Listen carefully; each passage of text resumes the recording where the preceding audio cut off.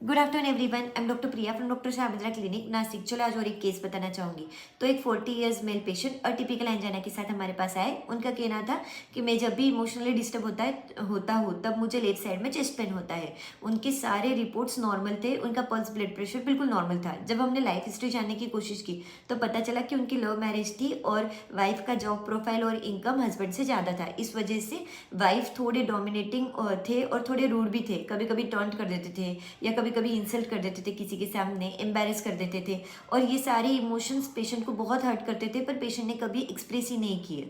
तो बहुत लंबे समय से, जैसे शादी हुई 14 साल से, तब से ये इमोशंस चल रहे थे और वो अभी भी पेशेंट को बहुत अफेक्ट कर रहे थे। इससे पेशेंट का अल्कोहल कंजम्पशन बढ़ चुका था और एक्चुअली उसी दौरान उनके नेबर की डेथ हुई। तो नेबर की वाइफ के साथ ये बात करने लगे। इनिशियली ये कंसोलेशन के लिए बात करते थे उसके, पर धीरे धीरे इनको वो पसंद आने लग गए, क्योंकि उनका कहना था कि वाइफ से मैं इतना परेशान था कि वो अच्छी से बात करते थे, इसलिए मैं उनकी तरफ खींचा चला गया। और जब वाइफ को ये बात पता चली तो हस्बैंड ने कन्फेस किया और वाइफ को बहुत सॉरी बोला। हस्बैंड को इस बात का गिल्ट था कि मैंने वाइफ के साथ गलत किया, मुझे ये नहीं करना चाहिए था। तो हमने पेशेंट के फॉलोइंग रूब्रिक्स लगाए। तो सबसे पहला रूब्रिक हमने लिया एडल्ट ट्रस्ट, क्योंकि वाइफ छोड़ के उनको कोई और पसंद आने लग गया था। फिर एलिमेंट्स फ्रॉम एब्यूज्ड आफ्टर बीइंग, क्योंकि जैसे ही वाइफ को ये बात पता चली उनके अफेयर के बारे में, तब उन्होंने वर्बली और फिजिकली एब्यूज़ किया था उनको। फिर elements from rudeness of others, क्योंकि जैसे मैरिज हुई थी वैसे ही वाइफ का रूडनेस उनके ऊपर था। इमोशन सप्रेस्ड, क्योंकि वो अपने इमोशंस कभी एक्सप्रेस नहीं कर पाए थे वाइफ को। ग्रीफ प्रोलॉन्ग, क्योंकि शादी के बाद से ही उनको वो सैडनेस और ग्रीफ चले आ रहा था। रिप्रोचिंग हिमसेल्फ, क्योंकि उनको लगता था कि ये मेरी गलती है, मैंने वाइफ के साथ गलत किया है। और अल्कोहलिक ड्रिंक्स डिज़ायर, ये सारे सिम्टम्स के पकड़ते हुए हमने स्टेफिसेग्रिया 200 के 2 डोज दिए हमने पेशेंट को, जिससे वो काफ़ी बेटर हो गए।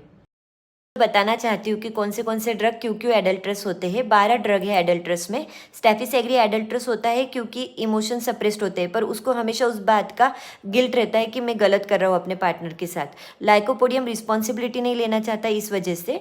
मेडोरिनम में लैशिवियस थॉट्स बहुत होते हैं, इस वजह से।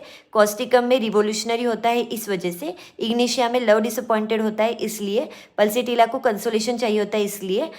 लैकेसिस में सेक्सुअल डिजायर इंक्रीज्ड है, इसलिए। कैलकेरिया को सपोर्ट चाहिए, इसलिए। फॉस्फोरस फ्रेंड्स डिजायर कम्युनिकेटिव होता है, इस वजह से।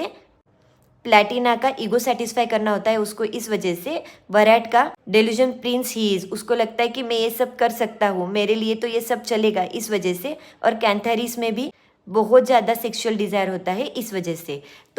तो यहाँ पे पेशेंट का एडल्ट्रस नेचर ये स्टेफिसेग्रिया का था, क्योंकि इमोशन सप्रेस थे, ग्रीफ प्रोलॉन्ग थे, और उनका कहना था कि वाइफ की रूडनेस की वजह से वो मीठा बात करते थे, इसलिए वो मुझे अच्छे लगने लग गए, पर उनको उस बात का गिल्ट था।